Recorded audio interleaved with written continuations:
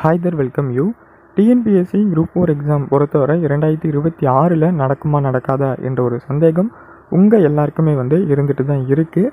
ஆனால் TNPSC group 4 exam 2026 நடக்குது அப்படின்னா கட்டாயமாக நம்மக்கிட்ட இன்னும் ஒரு 7 மாதம் தான் டைம் ஆனது இருக்குது. டிஎன்பிஎஸ்சி குரூப் 4 எக்ஸாம் 2026 நடைபெறுவதற்கான அனைத்து சாத்தியக்கூறுகளும் இருக்குது. அது என்னன்றதை நம்ம பொறுமையாக வீடியோவில் பார்த்து தெரிஞ்சுக்கலாம்.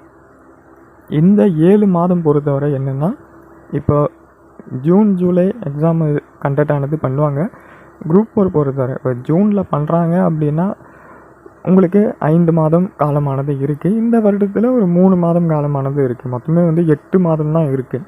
அப்படின்னும் போது நம்ம ஒரு 7 மாதத்துக்குள்ளே எல்லாமே படித்து முடிக்கிறோம் அப்படின்னா தான் ஒரு மாதம் நல்லா நம்ம ரிவிஷன் ஆனது பண்ண முடியும். இந்த 7 மாதத்துலேயே படித்து முடிச்சுட்டு ரிவிஷனும் நீங்கள் 2 to 3 டைம்ஸ் பண்ண வேண்டியது கட்டாயமாக பார்க்கப்படுது.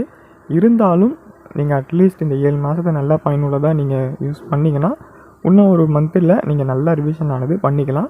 ஒருவேளை உங்களுக்கு ஜூலையில் எக்ஸாம் இருக்குது அப்படின்னா அதில் ஒரு 6 மாதம், இதில் ஒரு 3 மாதம், இந்த வருடத்தில் மொத்தமாக 9 மாதங்கள் டைம் ஆனது இருக்குது. என்னதான் இருந்தாலும் நீங்கள் கரெக்டாக 9 மாதத்தை பயன்படுத்துவீங்க அப்படின்னு சொல்ல முடியாது. 1-2 மாதம் அப்படி இப்படியே வேஸ்ட் பண்ணுவதற்கான வாய்ப்புகள் ஆனது இருக்குது. பட் அதெல்லாம் பண்ணக்கூடாது அப்படின்ற ஒரு அவேர்னஸ்க்காகவும் தான் இந்த வீடியோ நம்ம எடுத்துகிட்டு இருக்கோம். சரியா? இப்போ டைம் நம்ம பார்த்தோன்னா நாட்கள் ரொம்ப வேகமாக தான் ஓடிட்டு இருக்குது. 2024 குரூப் 4 வந்துச்சு. இந்த குரூப் 4 அப்படி போயிடுச்சு. இப்போ நல்லா எழுதலை அப்படின்னு போயிடுச்சு. டக்குன்னு பார்த்தா அடுத்த குரூப் 4 அனௌன்ஸ் பண்ணிட்டாங்க. அதுக்கான கால இடைவெளியே ரொம்ப கம்மியாக தானே இருந்துச்சு. ரொம்ப சீக்கிரமாக அனௌன்ஸ் பண்ணிட்டாங்க. அடுத்த குரூப் 4 இருக்க போகுது அப்படின்னு ரொம்ப சீக்கிரமாக அனௌன்ஸ் பண்ணிட்டாங்க. அதுக்கப்புறமா தான் டிசம்பரில் சிலபஸ் சேஞ்ச் பண்ணாங்க. ஸோ அதனால் குரூப் 4 போன வாட்டி ரொம்ப சீக்கிரமாகவே அனௌன்ஸ் பண்ணிட்டாங்க. இந்த வாட்டி பொறுத்தவரை உங்களுக்கு டிசம்பரில் தான் அனௌன்ஸ் பண்ண போகிறாங்க. அந்த ஆனுவல் பிளானரே டிசம்பரில் தான் அனௌன்ஸ் பண்ண போகிறாங்க. கட்டாயமாக இந்த வாட்டியும் இருப்பதற்கான வாய்ப்புகளானது இருக்குது. இப்போ நானுமே குரூப் 4 தான் படிச்சுட்டு இருக்கேன். சரிங்களா? நானுமே 2025 இந்த வருடம் இதில் ரொம்ப கொஸ்டின் கஷ்டமாக தான் இருந்துச்சு. அதில் எந்த விதமான மாற்று கருத்தும் இல்லை. என்னை பொறுத்தவரை தனிப்பட்ட வகையில் என்னென்னா, தமிழை விட ஜென்ரல் ஸ்டடீஸ் கடினமாக இருந்துச்சு அப்படின்னு நான் சொல்ல வரேன். குரூப் 4 மட்டும் படிக்கிறாங்க அப்படின்னா அவங்களுக்கு தெரிஞ்சிருக்கும். தமிழை விட அந்த ஜென்ரல் ஸ்டடீஸ் ரொம்ப அவுட் சைட்லேருந்து கேட்டுட்டாங்க. மேக்ஸ் ஈஸி தான். ஒரு 23 கொஸ்டின் நம்ம போட்டுடலாம் அப்படின்னா கூட இந்த ஜென்ரல் ஸ்டடீஸ் ரொம்ப கடினம். அதேமாதிரி தமிழ் கடினமாக இருந்துச்சு. அதனால் என்ன ஆகிடுச்சுன்னா டைம் ரொம்ப கன்சியூம் ஆனது பண்ணிடுச்சு. ப்ளஸ் தமிழில் இந்த ஆன்சர் இருக்குமா அந்த ஆன்சர் இருக்குமா கொஞ்சம் யோசிக்கிற மாதிரி ஆகிடுச்சு. அப்படி யோசிக்கிறதுனால கொஞ்சம் எல்லாம் கூட்டுற கேள்வியாக ரொம்ப யோசிக்கிறதுனால டைம் ஒன்று ஆகிடுச்சு. மற்றும் நம்ம தவறுதலாக அதுக்கு ஆன்சர் அளிக்கிற மாதிரியும் இருந்துச்சு. நிறைய கொஸ்டின் ஏதோ நம்ம ஒரு லக் பேஸில் இருந்தால் நமக்கு ஒரு சில கொஸ்டின் அடிக்கிற மாதிரி இருந்துச்சு. ஸோ எல்லாமே கம்பைண்டாக தமிழே அந்தமாரி இருக்கும். அடுத்து ஜென்ரல் ஸ்டடீஸ் வந்தோன்னா அதுக்கு சுத்தமாக டைமே இல்லை. மேக்ஸ்லாம் போடுறது ரொம்ப கடினமாக ஆகிடுச்சு. ஸோ இந்த மாதிரி சூழ்நிலையில் நிறைய பேர் மாட்டிக்கின்னு இருப்பீங்க. ஸோ இதெல்லாம் நம்ம எப்படி அவாய்ட் பண்ணிவிட்டு நெக்ஸ்ட் இயர் 2026 குரூப் 4 எக்ஸாமை எப்படி நம்ம கிளியர் பண்ணலாம் அப்படின்ற பிளானை நீங்கள் இப்போவே போட்டாகணும். செப்டம்பர், அதாவது அக்டோபர், நவம்பர், டிசம்பர் இந்த 3 மாதம், இந்த கடைசி 3 மாதம் இருக்குது இல்லையா, இந்த 3 மாதம் நீங்கள் நல்லபடியாக படிக்க ஆரம்பிக்கணும். அக்டோபர் 1ஆம் தேதியிலேருந்து நீங்கள் படிக்க ஆரம்பிக்க வேண்டியது கட்டாயமாக இருக்குது.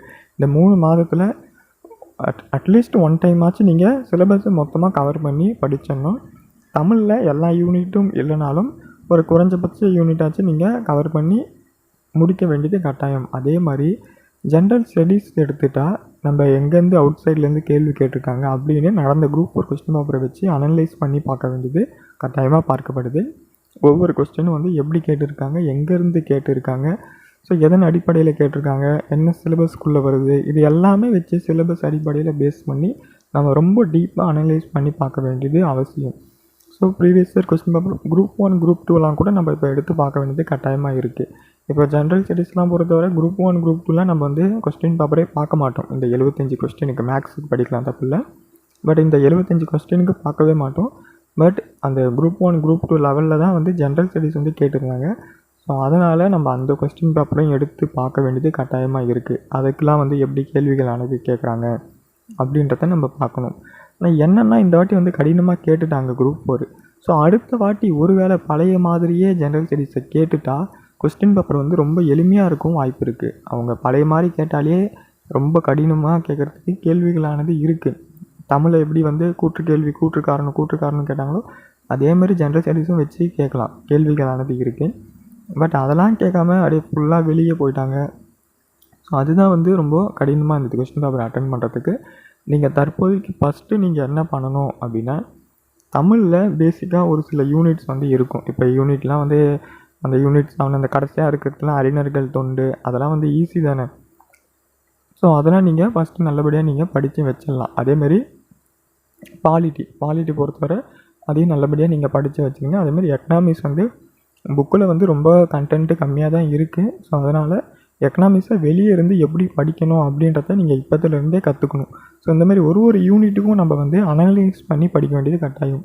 எக்கனாமிக்ஸ் வந்து ரொம்ப ரொம்ப முக்கியம். அதுக்கு வந்து 20 கேள்வி கேட்குறாங்க. ஆனால் புக்கில் வந்து கண்டென்ட்டு ரொம்ப குறைவாக தான் இருக்குது. ஆனால் கேள்விகள் வந்து 20 கேள்வி வந்து அலோகேட் பண்ணியிருக்காங்க. அப்படின்னும் போது வெளியே இருந்து எங்கேருந்தெல்லாம் கேள்வி கேட்குறாங்க அப்படின்றத நீங்கள் இப்போவே வந்து அனலைஸ் பண்ணி எடுத்து படிக்க வேண்டியது கட்டாயம் இந்த 3 மாதத்தில். இதெல்லாம் இந்த 3 மாதம் வந்து முக்கியமாக எதுக்குன்னு பார்த்தீங்கன்னா, எதெல்லாம் தெரியல அதுக்கு முக்கியத்துவம் கொடுங்க. இப்போ பாலிட்டி நல்லா தெரியுது, அதே நான் எத்தனை வாட்டி தான் படிக்கிறது அப்படின்னா நீங்கள் தயவுசெய்து நீங்கள் படிக்கவே வேணாம். பாலிட்டியை ஸ்கிப் பண்ணிவிடுங்க. இந்த 3 மந்த்து வந்து ஸ்கிப் பண்ணிவிடுங்க. எந்தெந்த யூனிட்லாம் தெரியல அந்த யூனிட்லாம் எடுத்து வச்சு படிங்க. இப்போ வந்து ஆர்ச்சாலஜி ரிலேட்டட் வந்து கேட்குறாங்க, தமிழ் வந்து லிட்ரேச்சர் அதெல்லாம் வந்து கேட்குறாங்க, ஜென்ரல் ஸ்டடீஸ்லேயே வந்து கேட்குறாங்க. ஸோ அதுக்கு நம்ம திருக்குறளுக்கு என்ன மாதிரிலாம் வந்து ப்ரிப்பேர் ஆகலாம், திருக்குறள் பற்றி யாராச்சும் ஏதாச்சும் எழுதியிருக்காங்களா, ஏதாச்சும் பெருமைக்குரிய வரிகள் ஏதாச்சும் இருக்கா, திருக்குறளை புகழ்ந்த மாரி யாராச்சும் எழுத வரிகள் இருக்கா, இது போல் நம்ம ஆராய்ச்சி பண்ணி எடுத்து வைக்க வேண்டியது ரொம்ப வந்து யூஸ்ஃபுல்லாக இருக்கும் எக்ஸாமுக்கு. ஏன்னா அந்தமாரி லைன்ஸ்லாம் வந்து கேட்டுட்டு இருக்காங்க. இதை வந்து சொன்னது யார் அப்படின்னு சொல்லிவிட்டு ஒரு 4 நபர்கள் பெயர்களானது வைக்கிறாங்க. கண்டினியூஸாக இந்த கேள்வி வந்துட்டு தான் இருக்குது. ஆனால் கேள்விலாம் எங்கே தான் இருக்குது அப்படின்றது நமக்கு தெரியல.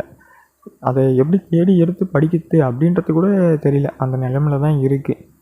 ஸோ என்ன தான் இருந்தாலும் கொஞ்சம் முயற்சி பண்ண வேண்டியது கட்டாயமாக இருக்குது. ஸோ கவர்மெண்ட் ஸ்டடி மெட்டீரியல் இதெல்லாம் கொஞ்சம் ஆராய்ச்சி பண்ணி கூகுள்லேயும் ஆராய்ச்சி பண்ணி படிக்க வேண்டியது ரொம்ப அவசியமாக இருக்குது. அதேமாரி சயின்ஸ் யாரெல்லாம் வந்து ஸ்கிப் பண்ணிட்டு இருந்தீங்களோ அவங்கெல்லாம் இந்த 3 மாதத்தில் எடுத்து வச்சு படிக்கணும். சயின்ஸை எடுத்து வச்சு படிக்க வேண்டியது ரொம்ப ரொம்ப ரொம்ப இம்பார்ட்டன்ட். 100% வந்து உங்களுக்கு ஹெல்ப் பண்ணும். ஸோ படிக்காத வந்து விட்டுறாதீங்க. சயின்ஸை வந்து எல்லாருமே வந்து ஸ்கிப் பண்ணுவாங்க. நல்லா படிக்கிறவங்களும் சரி ஸ்கிப் பண்ணுவாங்க. சரி இந்த வாட்டி வந்து 5 கேள்வி தானே கேட்குறாங்க அப்படின்னு ஸ்கிப் பண்ண வாய்ப்பு இருக்குது. ஆனால் அப்படி வந்து ஸ்கிப் பண்ணாதீங்க. கொஞ்சம் அது சயின்ஸை வந்து ஃபுல்லாகவே படிச்சிருங்கன்ற 100% சயின்ஸ் வந்து புக்கில் இருக்கிறது எல்லாத்தையும் படிச்சிருங்க.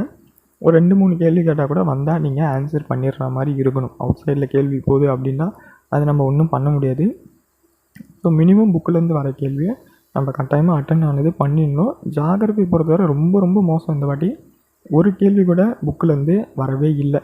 அதுதான் உண்மை. அது ஏன் என்ன ஒன்றுமே புரியல. கேள்விலாம் எங்கேருந்து கேட்டாங்க அதெல்லாம் வந்து ஒன்றுமே புரியல. அதேமாரி ஐஎன்எம் இருக்குது, ஹிஸ்ட்ரி இருக்குது, இதெல்லாம் வந்து பார்த்து வச்சுங்க. ஐஎன்எம் ஹிஸ்ட்ரிலாம் கூட அந்த அளவுக்கு எதுவும் கேட்கல. ஸோ ஐஎன்எம் ஹிஸ்ட்ரி இதெல்லாம் வந்து இருக்குது, இதெல்லாம் பார்த்துங்க. ஸோ எக்கனாமி அது நான் சொல்லிட்டேன் உங்களுக்கு எப்படின்னு. அதை நீங்கள் போய் பார்த்து வச்சுக்கணும். 20 கேள்வி கேட்குறாங்க அப்படின்றது ரொம்ப முக்கியம். பாலிட்டி 20 கேள்வி, இது வந்து புக்கிலேருந்து மேக்ஸிமம் கேள்வி இடம்பெறும். 20 இது தனியாக வந்து ஒரு 40 கேள்வியானது ஆயிடுச்சு. அதுக்கப்புறமா ஐஎன்எம் ஹிஸ்ட்ரி அது ஒரு 50 வந்துடும் 10 போட்டால். ஸோ இவ்வளோ தான். அதுக்கப்புறமா சயின்ஸ் இருக்குது. அதுக்கப்புறமா 20 கொஸ்டின் வந்து தமிழ் லிட்ரேச்சர் இதெல்லாம் வந்து இருக்குது, ஆர்ச்சாலஜிலாம் இருக்குது. இதெல்லாம் நீங்கள் டேட்டாஸ் கலெக்ட் பண்ணி படிக்க வேண்டியது கட்டாயம். ஸோ நானுமே வந்து உங்கள் கூட சேர்ந்து படிக்க தான் போகிறேன் ஒரு ஆளாக. ஸோ எனக்கு ஏதாச்சும் இன்ஃபர்மேஷன் தெரிஞ்சுன்னா உங்களுக்கும் நான் வந்து கட்டாயமாக ஷேர் பண்ணுறேன். இன்னும் 7 மாதத்தில் எக்ஸாம் வருவதற்கான வாய்ப்புகள் வந்து 100% இங்கே இருக்குது. ஆனால் என்னென்னா இப்போது எல்லா எக்ஸாமும் வந்து கம்மி பண்ணிட்டாங்க. ஒரு 7 எக்ஸாம் என்னவோ தான் நடத்துகிறாங்க. அப்படின்னும் போது குரூப் 4 எக்ஸாம் நடந்து முடிஞ்சு ரிசல்ட்டே வந்து வரப்போகுது. ஸோ டிசம்பரில் ஆனுவல் பிளானர் ஆனது விட போகிறாங்க. அப்படின்னா 2026 என்ன தான் எக்ஸாம் இருக்குன்னா குரூப் 1 இருக்குது, குரூப் 4லாம் இருக்குது. ஸோ கட்டாயமாக இதை நடத்துவாங்க அப்படின்னு நீங்கள் தாராளமாக எதிர்பார்க்கலாம். இதில் உங்களுக்கு எந்த விதமான மாற்று கருத்தும் தேவையில்லை அப்படின்றத நான் உங்களுக்கு சொல்லிக்கிறேன். ஸோ ரெகுலராக நம்ம வீடியோஸ் மாதிரி ஏதாச்சும் போட்டு படிக்கலாமா அப்படின்றத நீங்கள் கமெண்ட் செக்ஷனில் மறக்காமல் சொல்லுங்கள். Okay, thank you.